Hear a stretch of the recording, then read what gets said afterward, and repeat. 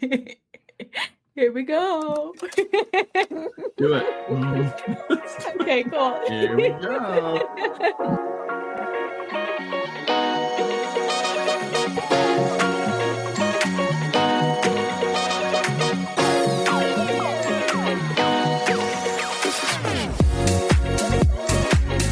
Welcome back to Coffin Talkin', where we unravel the mysteries, embrace the peculiar, and find humor in the unconventional world of funerals and death. I'm here with Frank. Hi, Holly. Mortician. Hi. How's it going? It's going well. It's going. You know, I don't know if I want to read or say it out loud, but apparently you called one of your cats the, what is it? The mangy cat. The mangy cat. Which one was that? No, it wasn't either. Was it both? This was going to be my update, so I will share. Okay. So this morning, Caden and I went on a walk, and whenever we pass this one house, it's kind of run down. The yard's not taken care of, super overgrown and everything. Hold it. Did you move into our neighborhood? Did you walk past our house? There's always this dog that acts like a cat outside. This dog that's just screaming in the background. Right. Yeah, go ahead. No. And there's always flies everywhere, wasps everywhere, mosquitoes, and we always walk by it because we found there is this mangy, saddest looking cat you've ever seen that just sits in that yard, and it just sits. I know. So we were walking by today, and we were walking, and we see it, and we call him Sad Cat. So we see Sad Cat, and we're like, oh my gosh, Sad Cat is here. And we've meant to like bring food and stuff in the past before. Yeah. So that if he's ever there, we can just feed him. So we ran home, Caden grabbed a piece of meat, and then we went back and fed it to Sad Cat. Oh, I thought you were going to say Sad Cat was no longer there. No, he was still there. He was just hunched down, just looking depressed as ever. Did he scarf it? He didn't scarf it, but he was very eager to eat it. Wow. And Caden, when he approached to give him the meat, he let him approach, but he had broken it off into two halves, so he gave him the first half. And then he started to sniff it, started to eat it, and then when Caden went back to give him the second half, Sad Cat hissed at him because I think he thought he was trying to take away the meat. Oh. But he just dropped the second piece. And said, "Piece of be unto you." Yes. Two pieces make a whole piece. 2 pieces be unto you. Yeah. And then we had to leave because there were a lot of wasps that were trying to eat the meat that we had. So I made Caden leave. I was like, oh, we got to get out of here. So hold it. They were trying to eat the meat while he was holding it? Yeah, wasps do that. They are just crazy. They're ruthless. They're brazen. They're brazen. And so Sad Cat didn't even get the second piece of meat, but he got one whole piece of meat, which I think is good because 2 pieces probably would have made him sick. So that was good. And then we got home and our lazy cats are just asleep on either couch in the front room. And Caden just goes, man, these spoiled cats. And then he gave half of a piece of meat to each of them. Of the leftover meat. And it's so funny when they're dead asleep and you put meat in front of their nose and they instantly wake up like after 2 seconds and they're just immediately eating it. Oh my gosh. And then 10 seconds after they finish, they're asleep again. No better. Nothing better. Breakfast in bed. And then I can go right back to sleep. Exactly. Hold it. Can you bring it to me again tomorrow? Because I'm going to be busy like I am today. So that was the mangy cat. That was mangy cat. Was the one we're referring to, not your cats? No, I was not referring to our cats. Oh, okay. I was referring to this. And he's just so matted and dirty. That's too bad. It's so sad. Do you think he lives there? I don't know, because he's always at that house. So I have to imagine he's staying there for some reason. Yeah. We have one cat that likes to join or to participate in our realm of the neighborhood around our house. Yeah. But it's not our cat. So, but likes to sleep in our yard, climb our fence, watch through the windows. I think he's staring at you. Let me in. He hasn't figured out the doggy door yet. And no. but he's always giving us that CAT scan. So, oh, there you go. And I'm hoping that eventually we'll figure out if we get cancer enough through the CAT scan, but we'll see. We'll see. For what's happening with us lately is we have a lot of cremation as usual, but we have more families wanting their cremated remains mailed. I have never mailed so many cremated remains in my life. Really? Yeah. So I would say just this week, mind you, I mailed 2 more yesterday, but the previous week, I think a total of 9 I had mailed, and I still have 6 to go. Oh my gosh. Yes, I know. See? Are they local or are you mailing them out of state? Both. Yeah, there are some locally, but sometimes I look at the address and go, man, it would just be faster for me just to deliver them. Really? Yeah. So it's just people not wanting to go in. Yeah. They want the Amazon service. But in this case, it would be USPS. Mm-hmm. Yeah. And the problem is that the USPS has now told me that I can no longer do my own boxes. I have to use the boxes that are generated by the USPS. So then you have to pay for it. What's that? You have to pay for it? Pay for an extra box? No, I was paying for my own boxes initially, but the USPS provides those boxes for free. But when you order them, they say 1 to 3 business days for delivery. And I always order the maximum amount, which is 5. And then, but I'm completely out of boxes now, and I've still been waiting for the order for a week. Oh my gosh. So I've got families calling me saying, hey, I thought you'd have these, and then I have to go through the whole process, say, yes, I thought I could, but they've changed their policies. Yeah. I have to wait for the boxes. So now I'm just waiting at their mercy. That's it. That's exactly right. That's frustrating. It is frustrating. And so that's been kind of my week so far. Can you go through FedEx instead? FedAsh? Yeah. No. FedEx will not accept nor will DHL. They won't. Well, DHL will, because when we have to ship internationally, DHL is usually the one that will leg carry them into their country. But here in the United States, the only one legally allowed to carry cremated remains is the United States Postal Service. Okay. And so they'll always turn us down if we go to FedEx and we have to disclose that they're cremated remains. They'll just say, sorry, can't carry them. Geez. Well, that's weird. Yeah. Weird but good. Weird but good. Yeah. Keeps me busy, accepting that I stay busy along with my regular business. And I look at the cremated remains and think, oh my gosh, those they're have just to be stacking mailed. up. Oh my gosh. Yeah. Yes. Oh my gosh, those have to be mailed. So yeah, it's been kind of an odd, kind of crazy. Yeah. Kind of an odd week. Very weird. To that. Yeah. Well, I've gotten some feedback recently from some of our most devoted coffiners that they really like Frank Facts. So I'm gonna do another Frank Fact. Oh, I remember actually, because we're eating soup tonight for dinner. Mm-hmm. So I was going to ask you for your which Frank is a great fact. summer meal, by the way. Mm-hmm. I was going to ask you if you think that soup is acceptable in the summer. Okay, so for me personally, no. Okay. I don't mind it. I can have gazpacho, and that's a cold soup. Right. But to have something warm in a soup form, I look at people that drink coffee and I think, how do you do that at 114 degrees outside? I know. Or I see people smoking and think, how do you put that flame so close to your face at 114 degrees outside? So for me, the soup is the same thing. How do you eat soup when it's 114 degrees outside? However, last night we went to, so for me, it's a no. Okay. I don't like soup in the summer. I will eat it, but I won't eat it hot. It has to be almost at room temperature. Okay. So, but we went out last night, Lisa and I, and she got soup. Where did you go? Costa Vida.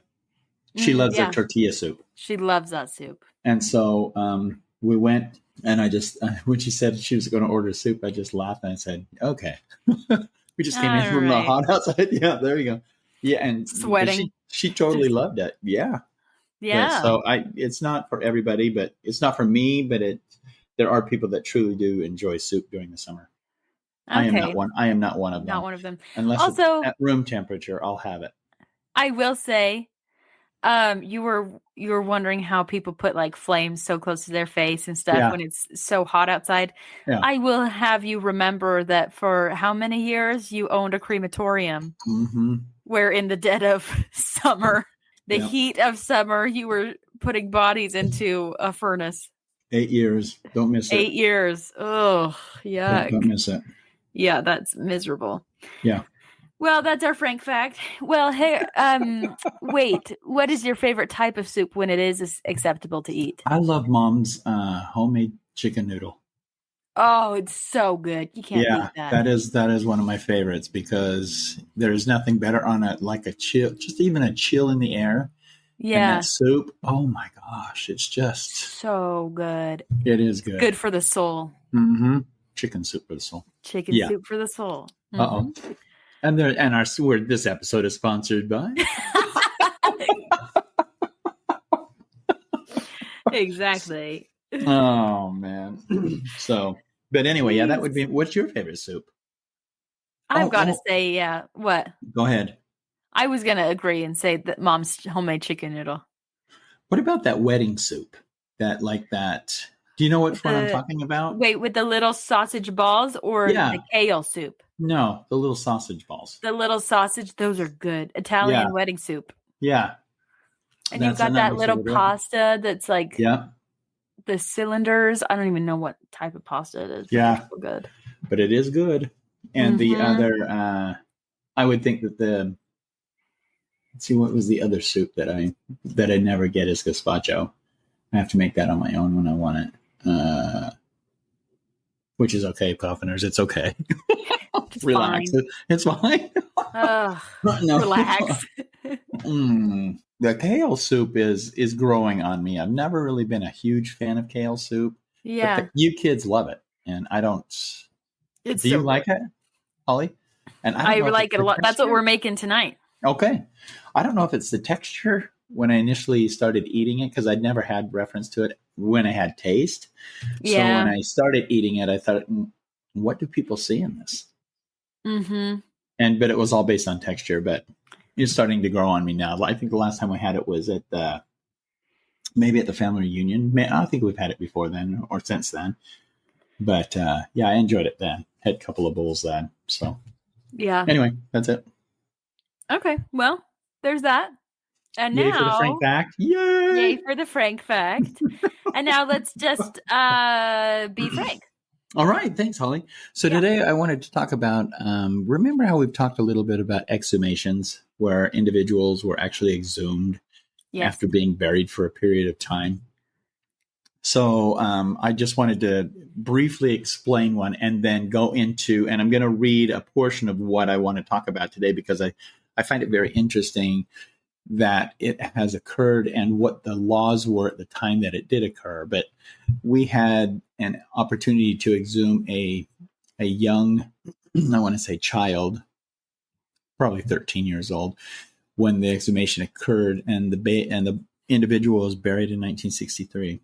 Whoa. So, what's the reason for the exhumation, Holly? Do you know? Would you guess? What was the guess? Was it maybe a cold case and they were trying to do DNA? Nope. Was it someone had lost something? Nope. I don't know. I don't know why you would.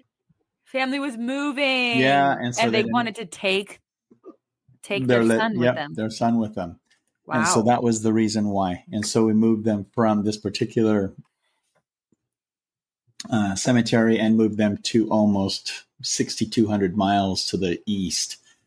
And so when the body was actually exhumed, it was in a wood casket. And the wood casket was, oddly enough, in pretty good shape because it had an outer burial container, which some people would refer to as a vault, which was protecting it. But there was that little bit of a slush. And you could move the casket around and you could hear water moving in and out of it. Not in and out of it, but moving in it.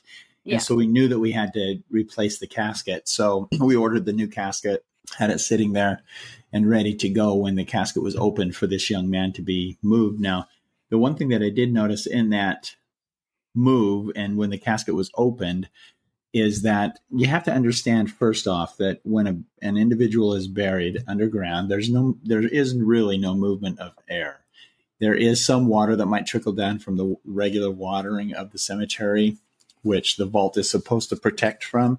This one was called a dome, and so that bottom was exposed where the casket laid right on the ground.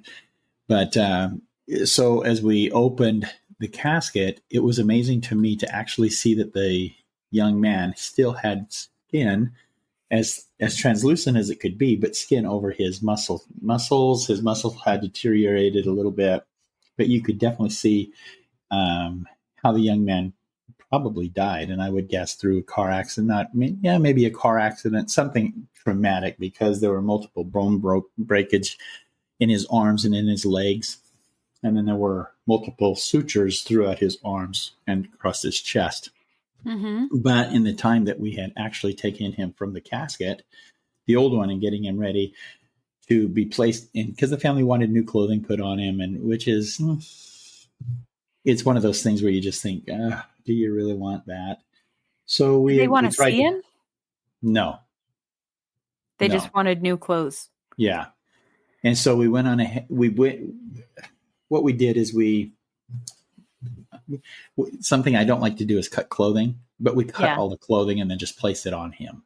So arms went up, but you cut from the collar all the way to the tail through the shirt, so it just opens up once it's buttoned. You just open up the back, put his arms in, and then kind of tuck it around. Same with the pants. Yeah.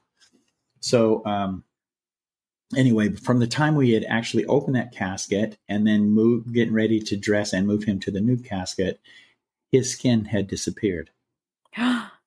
So because of the exchange of oxygen, it had now just disintegrated. I guess is the better way of putting it, because that lets you know exactly what happens when someone's underground without any the moisture was there, so that was probably the biggest detriment to this young man after being buried. But there was no circulation of air, and so it's interesting to me when someone is found decomposing in their home or on the road or whatever, the air plays a huge part, and heat.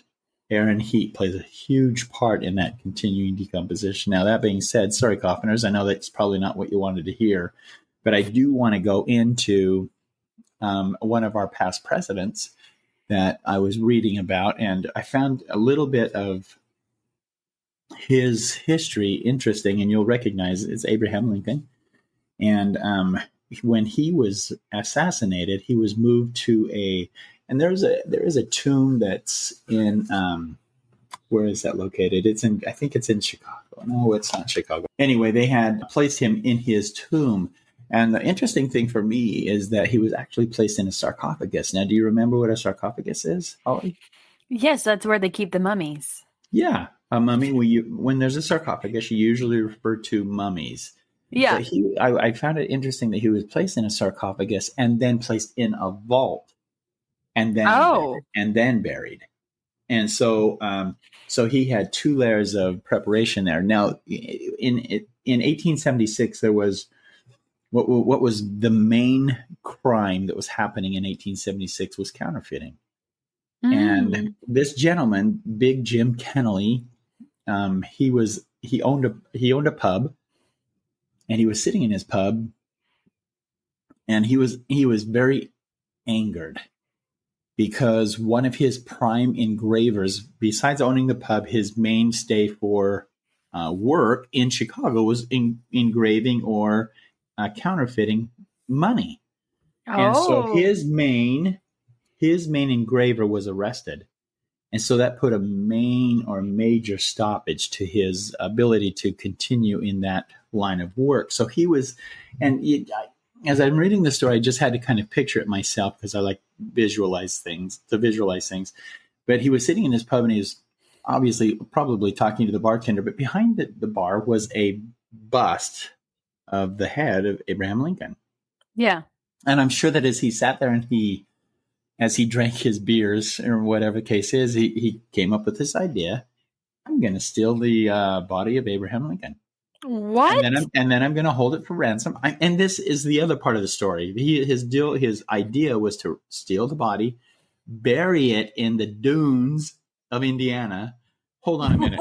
Did anyone know that there were dunes in Indiana? No. Okay, so when I'm reading this, I'm thinking, what? And we have family in Indiana, and I'm thinking to myself, do they have dunes? I'm going to have to ask. So anyway, so they were planning on taking his body by horse-drawn carriage to Indiana. What a getaway. For burial. And they were going to do it during the election cycle of that year because everybody would be so, too enamored, not enamored, but too focused focused on what was happening during the election to even pay them any attention to get when they might have noticed there's horse-drawn carriage going out of town with maybe a blanket and maybe a tarp. What's he doing at Lincoln's grave? Yeah. So, I don't know. He's got a shovel. So anyway, they hatched this plot. And the interesting thing was the only thing that was protecting Lincoln's grave at the time was a wrought iron gate with a padlock. Not a combination lock, but a padlock. Seriously, and so really, that's it. Yeah, chain, and a padlock. And so the only way they really thought that, okay, this is what they were thinking. We'll make our way to the padlock. We'll cut the padlock, get into where Lincoln is buried, lift him out, put him in the car. But when they got there, they realized that the top of the vault was close to 500 pounds because when they were trying to lift it and move it out of the way, Lincoln was buried in a tomb in Oak Ridge Cemetery. And he wanted to hold it for ransom for $200,000 and either pay me the $200,000 or if you want Abe's body back, release my engraver from prison. Seriously? Yeah, and then we'll bring the body back. That was his plan. Oh my gosh. So if this guy hasn't been caught, he's implicating himself. That's right. First of all. Well, it gets a little even more interesting for me anyway, as I was reading the story. So the gang recruit. Okay, I'm going to read this paragraph. Sorry, Coffners. So the gang recruited two men for the job, Jack Hughes and Terrence Mullen. However, their plan was compromised because they had enlisted the help of Louis Swiggles, who was actually working as an informant for the Secret Service. Now, when you hear about the Secret Service, what do you think of first? Spies.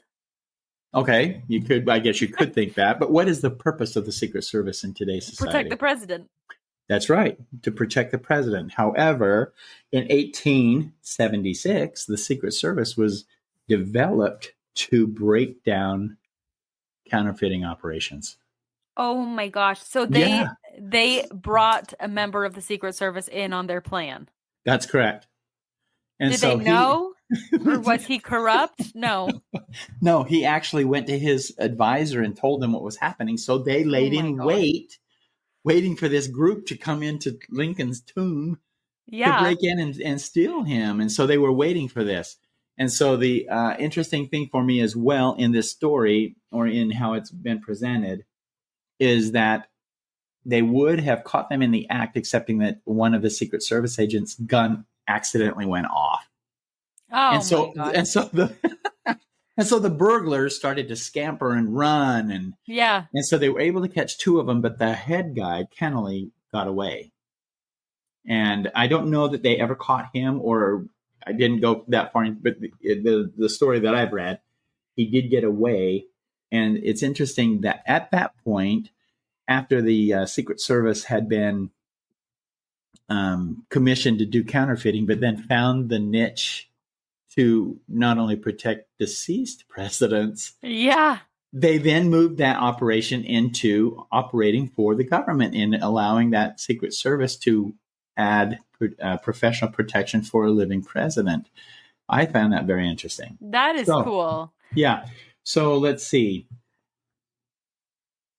Oh, and then when the two that were actually captured, this Jack Hughes and Terrence Mullen, there was no law against grave robbery. Oh my gosh, there wasn't. No. And so they actually, they only held them for, I think it was for 2 years for it might have been theft attempt or breaking and entering. Yeah. So it's very interesting that in 1867, how many the laws have changed. You can't tamper with a dead human body that's been buried now. The Secret Service now that was in charge of counterfeiting at the time, now in charge of added protection for a living president. So the plans were made. Lincoln's body would be stuffed into a long sack, put back in the back of a horse-drawn wagon, taken to northern Indiana, and temporarily hidden amidst the sand dunes. How would they find him again? Well, they planted a flag. They drew a really big red X. Yeah. I don't know. Oh I don't know. That's a great, a great question. And then it said they planned to bury the body in the Indiana dunes along Lake Michigan while they negotiated for Boyd's release and ransom money. Oh, so my Boyd God. was the head counterfeiter. He was the one that was designing all the actual counterfeit. And then it says here that the conspirators actually managed to partially remove the coffin from its sarcophagus before Secret Service agents intervened. In the chaos and darkness, Hughes and Mullen escaped initially, but were later captured and prosecuted. The incident led to significant improvements in the security of Lincoln's tomb, including multiple relocations of the body. And for what I've been able to find, he was moved 5 times.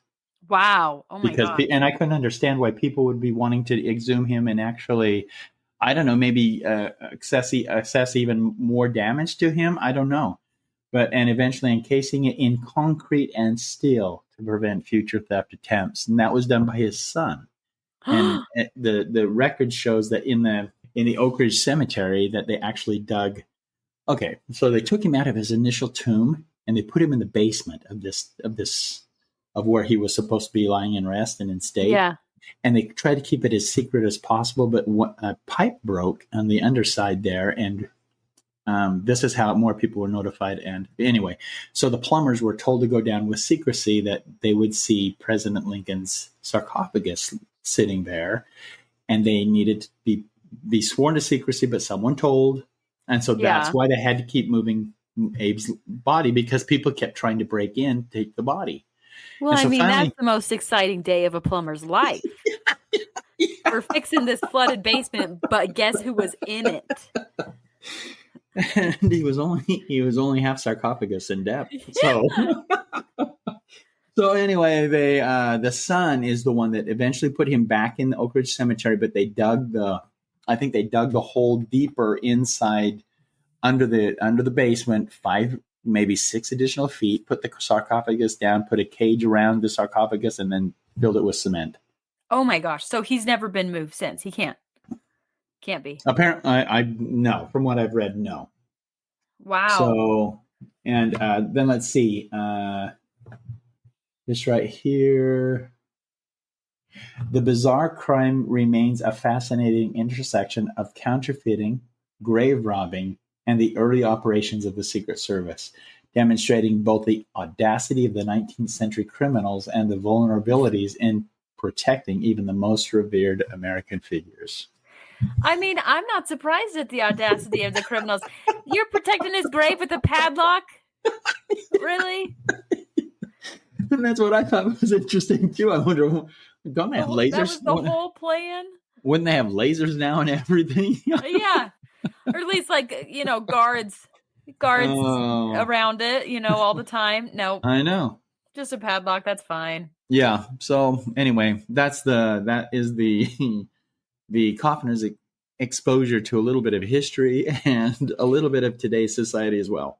Oh, and by the way, if an exhumation is done today, we have to have a permit from the state, a permit from the county, and written authorizations from family members.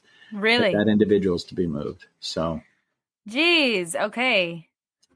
Much so different. Is it usually just to move? Well, no. When you do exhumations, is it just to move, or is that normally?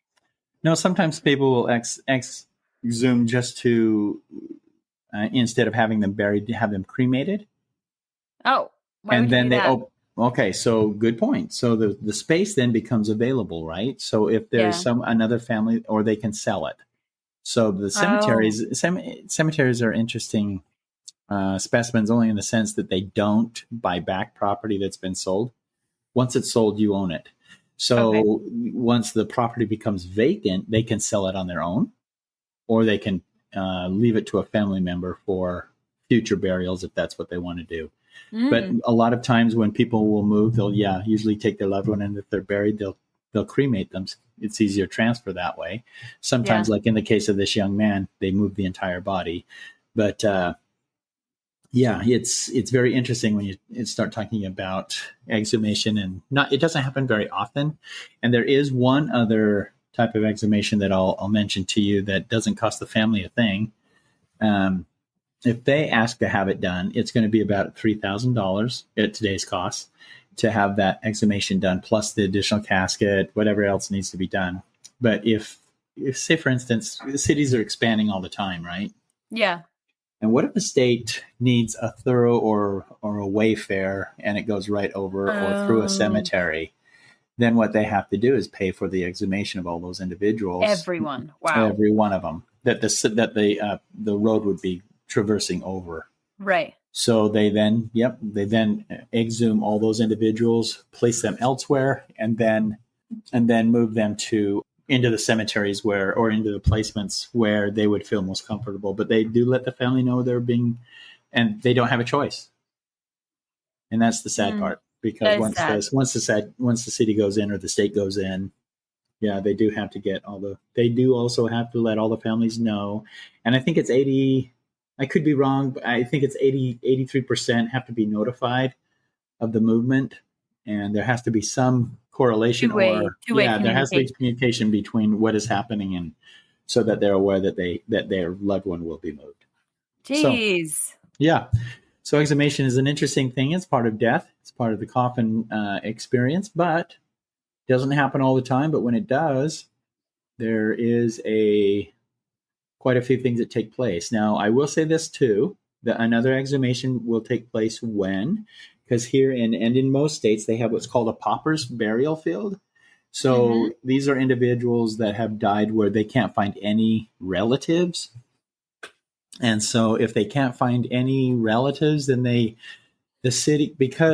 so here's the state's frame of mind. It used to be, it's changing just a little bit now, but they used to say, well, it's easier for us to bury the individual so that if a family member shows up, we can exhume the body. They can do whatever they want with the body, but at least we haven't destroyed the body, which would happen if cremation, right? Right. So it's easier to say, well, we couldn't find you as the next of kin, so we buried him out here. It's called White Tank Cemetery. So we buried him at White Tank Cemetery, and we can exhume him if you'd like, and then move them elsewhere. A lot of family will sometimes just leave them buried there because they don't want to disturb or desecrate the burial site. Right. But there are a few that will request that their loved one be exhumed and then moved to another cemetery or location where they might be able to be closer to the family. Whatever. They didn't want to be buried. They wanted to be cremated, so they exhumed them to be cremated. Which I don't know how they would know if they weren't able to reach them anyway. Find them. Yeah. Yeah. Whatever. So anyway, those are the different options. I think I've covered all the different options for exhumation, but it's a very interesting subject. Yeah, I think that all of those options and the horse-drawn carriage, that just about covers it. So the horse-drawn carriage, have we done the episode yet with the horse-drawn carriage? I don't think we have. No. Yeah, we're going to, because when exhumations do occur, we do have horse-drawn carriages. They're available for the transfer for the casket to go from one part of the city to another. Actually? My gosh. What the heck? No, I'm kidding you. No. They're all vans. It's all vans now. It's all vans. So, no, but what a shame. That is, what a shame. They are available for hire, though. And we'll talk a little bit about that. But anyway, that is our episode for today. Hopefully you enjoyed just a little bit of a walk down history lane. And I hope I told the story correctly. Please forgive me, coffiners, if I had forgotten a little bit of that story. But for the most part, I think you got the gist of it and can hopefully appreciate the secrecy, the time and effort and security that goes around not only a living president, but also one that's passed away. Yeah, man. I wonder if that was like the start of grave robbing, or if that was like grave robbing was a frequent thing. I think there were no laws against it. Yeah, I don't think this was the start of it. I think they realized that it would probably become more of a greater issue than what they had planned on. So there had to be some way of setting laws in place to stop individuals from even thinking about it. Because when you think about it, you say, "Oh, I'm going to go steal so and so," and then you think, "Oh, but then I'm going to face so many years of, if I get caught, so many years of prison or of jail time." And I think too, right now, I think that the vault, when the vault is placed around the casket, I think that adds as a deterrent for grave robbery. I mean, you can not easily, but you could still break through the vault and get to the casket, but it would require a lot more. I mean, you have to have jackhammers. Much more planning, much more effort. Yeah. And you're going to be noisy.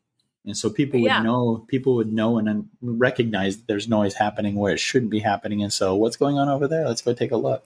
So anyway, I just found it interesting. I just thought I would share that with the coffiners today, only because of the issue of exhumations still occurring today. Only you can do it legally, or I guess you can do it illegally. Maybe just with better planning than this right here. Yeah. Mm-hmm. Jeez. Yeah, that's so interesting. Okay. I had no idea that happened. So that's interesting. I would be surprised if a lot of people knew that even occurred. That's what, and when I was reading it, I was thinking that same thing. I'm thinking, oh my gosh, this is very interesting for me in the industry. And I'm wondering if anyone outside the industry has ever taken the time to even know what was happening with Abraham Lincoln's body after he was assassinated and attempted to be placed in a mausoleum and taken care of. So anyway, there is a beautiful Oak Ridge Cemetery, beautiful freestanding mausoleum dedicated to Abraham Lincoln. Wow. So it's beautiful. If you ever look it up and take a video virtual walkthrough, it's very interesting.